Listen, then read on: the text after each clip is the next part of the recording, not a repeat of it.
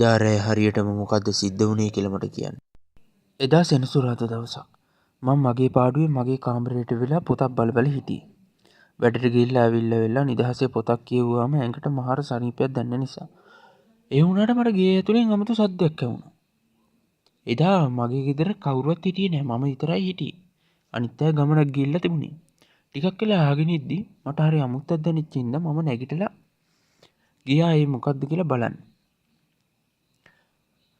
කොයිකටත් මගේ ආරක්ෂාවට කියලා මම ඇඳ යට තිබිච්ච යකඩ පොල්ල අතර ගත්තා. ඊට පස්සේ මං කාමරෙන් එළියට ගියා.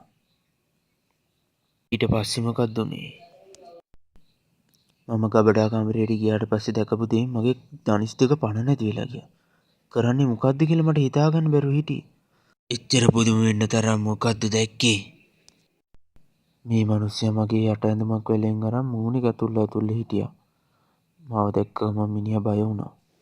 අතේ තිබිච්ච යකඩ පොල්ලෙන් මම මිනිහට ගහලා දැම්මා. මිනිහා එතනම බිම ඇදන් වැටුණා. හරි දැන් මිනිහා ඉඹ හිටපු යට ඇඳුම ගෙනාවනේ. ඒක මට දීලා ඔයා යන්න.